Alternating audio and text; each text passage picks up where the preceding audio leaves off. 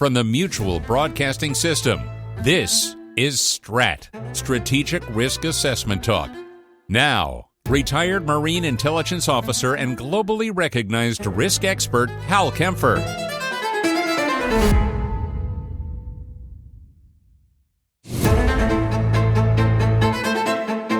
Welcome to STRAT. Welcome to some Strategic Risk Assessment Talk. And I'm going to talk about something which has had a lot of risk for the international economy, our world, everything. The biggest news of the last 3.5 years, which has been a major war going on in Europe, which is the war in Ukraine. And something that happened this week, and I don't know if I'm going to read too much or too little into it, but I'm going to get into it. This is something that's happened which has really been a shift, possibly as big a shift as when President Trump came into office, and it was very clear that he still held warm feelings for Vladimir Putin, and it's been a very kind of difficult time in terms of U.S.-Ukrainian Ukrainian relations since then. So I'm going to discuss what's happening with Russia, Ukraine, the U.S., Europe. Not unlike what I did in the last strat, but especially what I'm going to really talk about is what appears to be a huge turnaround in U.S. policy on Ukraine, or at least a big turnaround in President Trump's thinking about the war in Ukraine that he made not just during the UN General Assembly, but in the things that are happening around the UN General Assembly in September of this last week. On Tuesday, September 23rd, President Trump said that Ukraine could, meaning had the ability to restore its borders from before Russia's invasion, and that he believes NATO member countries should shoot down Russian aircraft if they entered their airspace. This is a big change. Now, let me take the first part. President Trump has always kind of indicated that at times, he's actually indicated that Ukraine had somehow started the war with Russia, but he's always indicated that Russia had the upper hand, so to speak, that they far bigger, that they would eventually prevail, and that appeared to dominate his thinking. He just kind of seemed to believe Russian propaganda or disinformation that Russia was invincible. You know, the famous kind of myth that Russia has an unlimited manpower reserve, that they can always just keep throwing enough manpower at the problem that they will always prevail. All right. He seemed to kind of go along with that historic thinking on Russia, if you will. Also, as you may recall, about a little over a week ago, that there were 3 MiG-31 jets that overflew Estonian territory.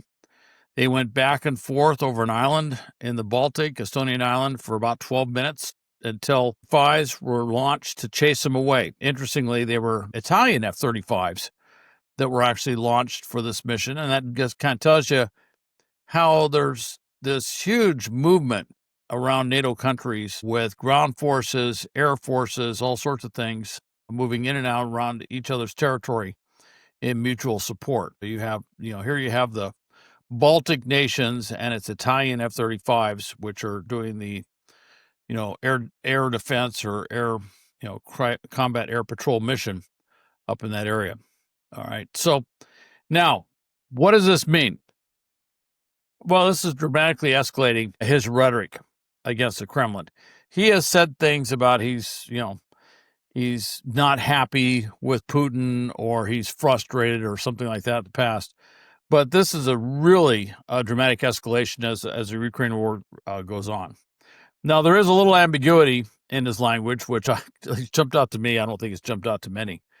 Many are saying, well, he's saying restore all the sovereign territory of Ukraine. I'm not sure if he was speaking, he said since the war began. I think he was kind of referring to February 22, in which case Ukraine, Crimea was in Russian hands by then. And there was part of the Donbass that was in Russian hands in February 22 already.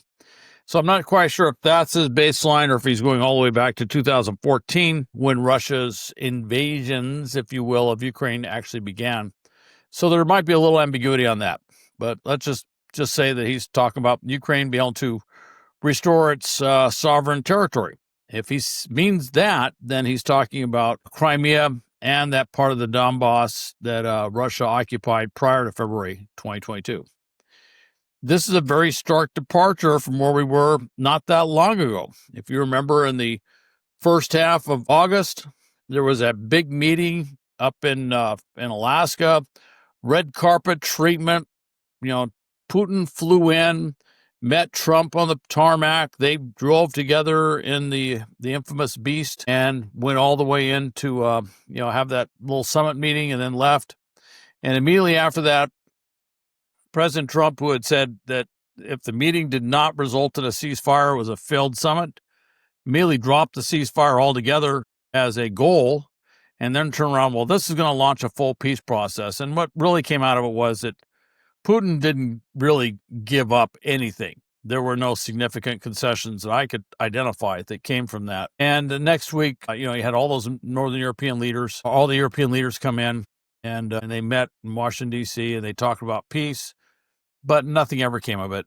And there was growing frustration, and there was a feeling that Putin had his moment in the sun, and he looked like he had basically beat the West's attempt to isolate him as a great global leader. Here he was being, feted on the global stage and everything else, and it made President Trump kind of look bad. It looked like he'd sort of been had to a certain extent, and that was something that President Trump does not want to be seen as being had. He's alluded to that in the past, so I think that really was kind of standing out as a result of that.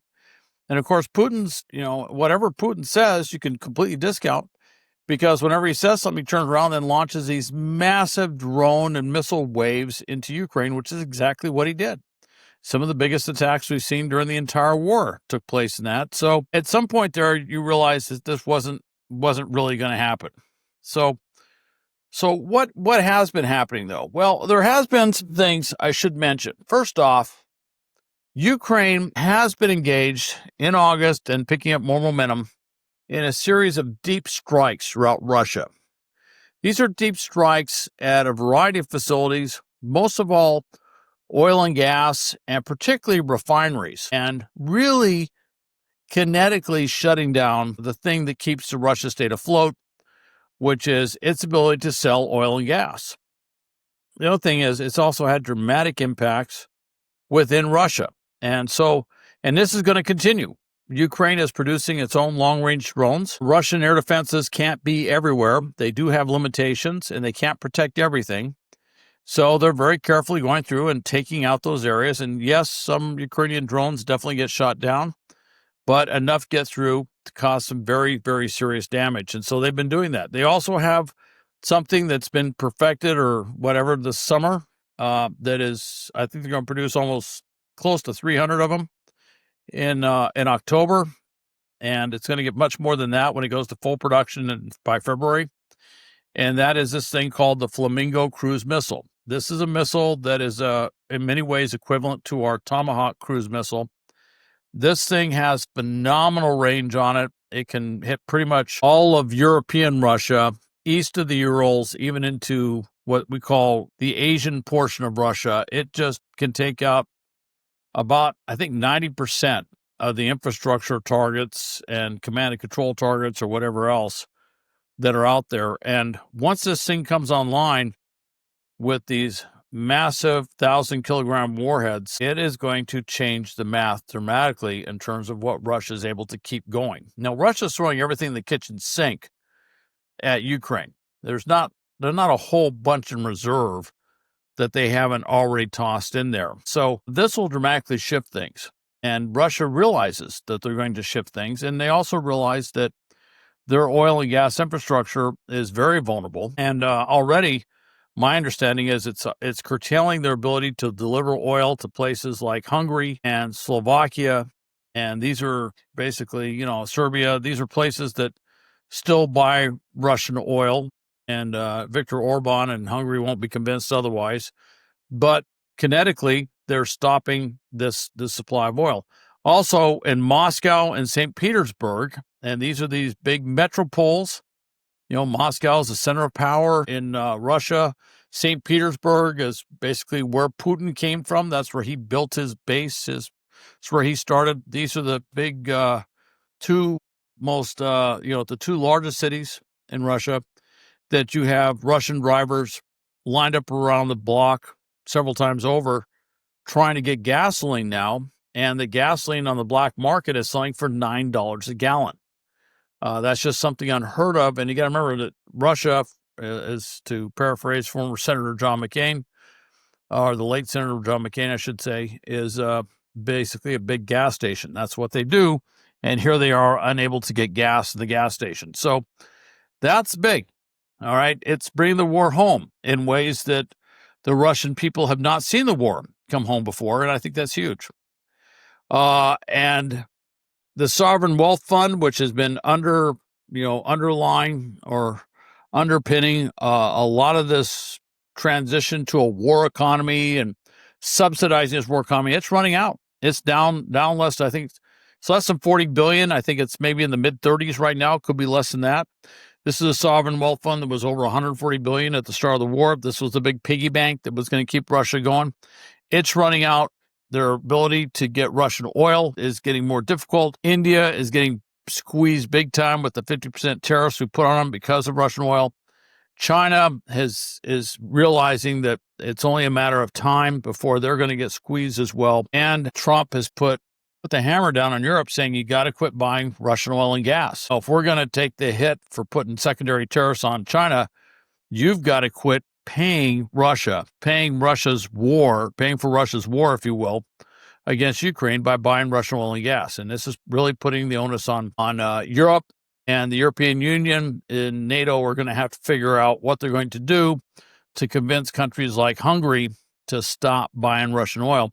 So that revenue is decreasing, and there's been a global drop in oil prices across the board. So that oil revenue has been decreasing substantially for Russia. So they have problems even as it is.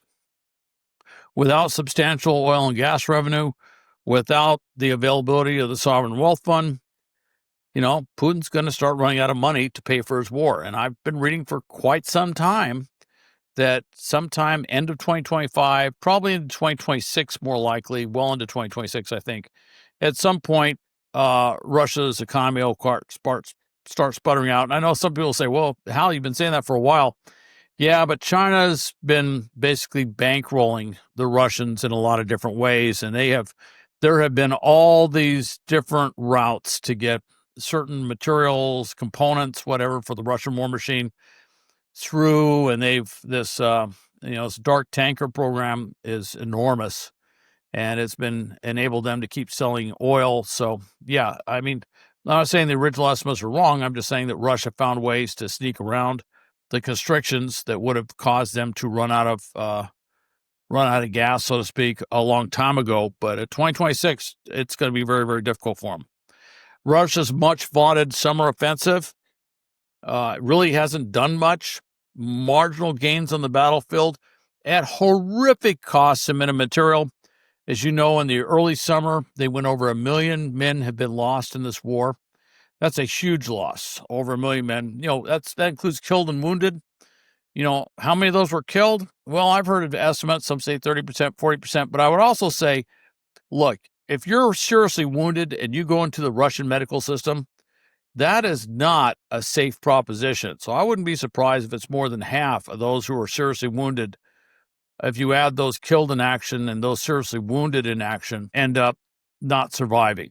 And Russia doesn't release statistics in that order. So that is taking an increasing toll. I think now it's over 1.1 million total. And Russia doesn't have a free media. It's state-controlled. But eventually word seeps out. And what's more important is you eventually have bodies coming back that have to be buried. And they keep a tight control on all these funerals. They keep it as controlled and as quiet as possible. But at some point, everyone realizes that those going to war are coming back in body bags in droves. And that has a cumulative value. But most of all, Putin has been counting on Trump believing this idea that Putin has put out to everyone in Russia. They reinforce this with every line of propaganda, all their disinformation. that Russia will win the war. Russia can't lose the war. Russia is overwhelming. There is no way for Russia to lose. It's just a matter of time. And actually, when you look at what's happened since about mid-2022, Russia really hasn't done much. I mean, they really have not taken much ground. This idea that Russia is somehow going to win the war, in the Donbass at their current rate of advance, I think Forbes a couple months ago said it's going to take them 4 years to take the Donbass, and at their current rate of advance, they will have seized Ukraine in 98 years. I mean, and of course, there's no way that Russia can sustain what it's been doing for that period of time. There's no stable method for them to do that. So, in other words, Russia is definitely not winning the war, and Trump is clearly now he's articulating that, yeah, Russia probably won't win the war. And I think part of it, too, if you look historically with Donald Trump, is he likes to align with winners. And I think what he's seen is that Ukraine will prevail. And so he's shifting his tune because I think he finally, my personal feeling is, I know that he's not big on getting daily intelligence briefs, but I think somewhere along the line, he got a really comprehensive intelligence brief on what's going on and realized that that despite his preconceived notions that Russia will always win, they finally explained to him, like, no, this is what's actually happening on the ground. This is what's occurring. And I think that's part of it, was realizing that, whatever he's been saying about Russia, not only is he completely on the opposite sides with everybody in Europe and everywhere else, but he's also backing a loser. And so he's shifted. And I think that may have been part of it. Now, as you may recall in my last discussion on Putin's predicament, everything I've said there has now become much more acute. He's got a predicament, but now he's also lost Trump as at least a passive supporter or passive, someone who wasn't going to actively work against him as aggressively as, say, the Biden administration had been working against him. So, and now he must contend with an obviously angry, frustrated President Trump, who feels that he's been played publicly on the world stage, pronouncing publicly that Russia can't win. And of course, this takes all the things that were propagandized in Russia about Putin and the Putin-Trump summit in Alaska, and it kind of flips it on its head, because now President Trump has flipped it around, and it makes it very, very difficult for them. How do you change that around? How do you suddenly quit talking about what's going on out there? And again, you can hide stuff from the Russian people, but in this day of age, you can't hide it forever. Word does get out, all right? Now, when things happen in Russia, and I've said this many times, they do happen fast. 1905, the Russian fleet was defeated, largely destroyed in Port Arthur, which is now Lushan Port in China. Shortly after that was what was sometimes called the First Russian Revolution, or the Russian Revolution of 1905, which was a revolution in the Russian Empire, began in late January of 1905, and eventually led to the establishment of a constitutional monarchy under the Tsar. And that was a huge, huge shift. All right. In fact, there was some serious talk and serious concern by the Tsar in 1905 that the Tsars, or that the royal family may not stay in power during that entire thing, which led to that thing. So that was very fast. 1917, go to World War I. February Revolution. That was a revolution where basically widespread protests against food shortages, the incredible hardships, deaths, suffering in the war. Sounding familiar? Shortages, death, suffering. And in mid-March, Tsar Nicholas abdicated the throne, ending essentially 3 centuries of the Romanov rule. A provisional government, the Mensheviks, as they were sometimes called, was established. They struggled to maintain control and address people's demands, but things had gotten so bad due to the war that led to the October Revolution under Vladimir Lenin. By the way, Lenin was a German agent. He was an agent provocateur sent by Imperial Germany to foment revolution, to get Russia to pull out of the war. All right. And it worked. It didn't lead to Germany prevailing in World War I, but it did work within getting Russia out of the war. And they staged a huge coup against the provisional government. They had a thing that said peace, land, bread to the masses, to the soldiers. The war weary soldiers literally turned around, shot their officers, marched back home, and Lenin pulled pulled Russia out of World War I, established the Soviet Union, took it until about the mid-20s before he actually solidified that rule, but that's what happened then, okay? Then you get into 1991. You may recall that things with the Soviet Union were going really bad. The Warsaw Pact was falling apart. The Berlin Wall had essentially fallen. And in August, there was a coup against Mikhail Gorbachev, which he survived. But then by December, it was game over, and the Soviet Union dissolved, and 15 Russian republics became independent. And it almost was so fast, everybody's heads were spinning on what was happening there.